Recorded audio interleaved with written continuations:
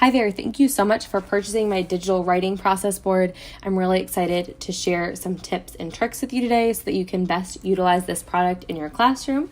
So when you purchase, you'll have a couple different links that you can use. So the first one is the full writing process labeled, which is what's pictured on the cover of this product. So I will walk you through how to get that set up and model for your students how to use that. The next thing you have is blank writing process slides.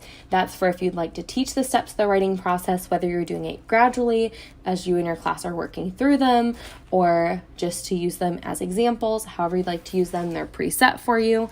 And then you also have JPEG files of the slides. So this will bring you to a folder with tons and tons of slides as images for you in case you didn't find what you were looking for before. You can create your very own set of Google Slides. You can also use these in Smart Notebook and other places, so you can customize something to be exactly what you need it to be. So now I'm going to show you around so you can have an idea of what some of the products look like. So here I am on Google. After you click the link, it'll prompt you to make a copy of the document. So this is what it will look like. Everything is locked in the background so that when your students are moving their names, they cannot move those titles or the clip art or anything. So that's helpful. It's preset for 32 students. So all of these are text boxes. So you can just click on them, highlight, and type your name in and get them set. You can drag to go over some of them and delete them if you have too many. It's really easy to set them up. So the full writing process means that every single slide on here will have these same 5 writing process steps and a box that says teacher question. I use these because my students can move their name from one box to another, and if they are really feeling like they can't move on without me, they move their name to that teacher question box.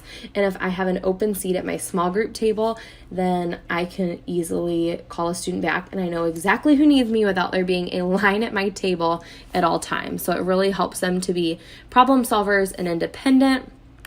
And they, of course, still have access to me. So that's been really helpful in my classroom. So that's how I set that up. The first time that we use these, I teach my students how to move their name. So we have a smartboard in my classroom. In order to keep these movable, you have to keep the screen in this format. If you present, then you can't move the names. So since you have a copy of this document, you could either click one, hold shift to select a bunch, and then delete the ones you don't like, or you can leave them there and that won't hurt anything. So it'll be displayed on your screen like mine is right now. And then what I do is I let my students know you need to click your name, and then they grab the rectangle. I show them that we don't touch the dots because that just stretches out our name and makes it all funny. So after you click your name, you grab your rectangle and you drag it to where you need it to go. And I tell them red and blue lines might pop up and that's okay. And I also model for them right away that we don't move our friends' names. The only time we can do that is if their friend's name is right on top of theirs. That's why we really focus on, we tap our name and then we grab the rectangle and move it, because it's a little bit different than Smart Notebook. It's still easy for them to move their names. It's just a little bit of a learning curve at first. So the first couple of days my students did this, it was a little slow and it surprised me a little bit, but they are getting really good at it, and I can always tell where people are, and I think they really like being able to see how they're accomplishing their writing goal. So it really keeps us on track. Another thing I do is I also keep my iPad or my phone at the back table with me. That way, as I'm working with my small group, I can see right in front of me who's at what step, or if people are adding their names to the teacher box, or if a name is stuck for some reason, I can kind of troubleshoot from the back table. So that's been really helpful. The next document that you have are the blank writing step slides. So these are preset. They're just in rainbow order because that's who I am. And they have the different titles at the top. So you could set these up if you wanted to explain pre-writing to your students as brainstorming or drawing a picture.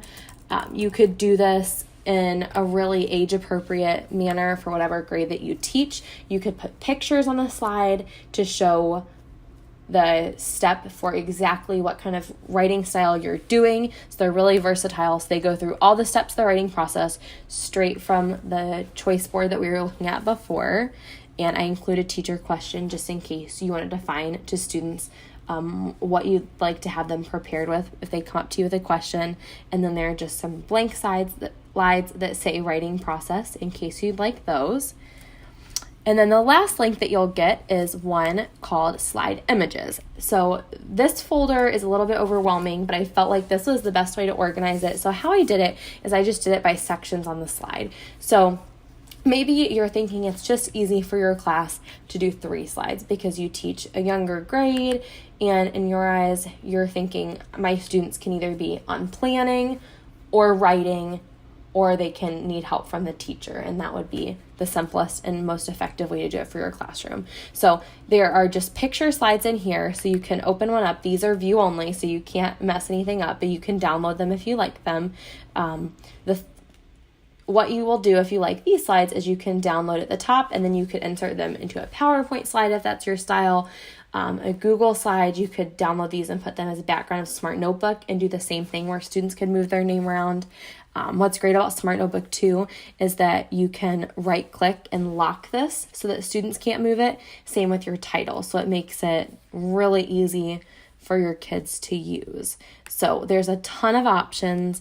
The options with 2, 3, 2, and 0 do not have like the animal clip art on them just because I made them just because of the way the boxes and everything fit. But if you are looking at something with 6, 5, or 4,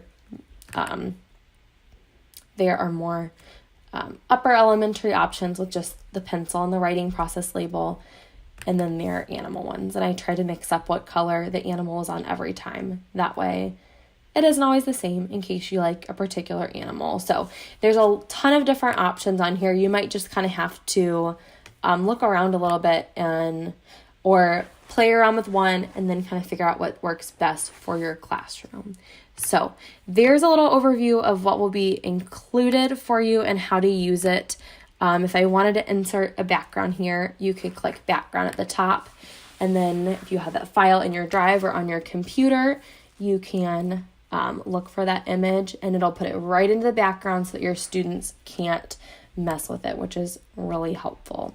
So if you have any questions or you're having trouble doing something, I would love to help because I really want this to be as easy as possible for you. So please don't hesitate to reach out to me. I want you to love this product and I want you to have an efficient classroom because of it. So please let me know what I can do to help you out. Thanks so much for watching. Bye.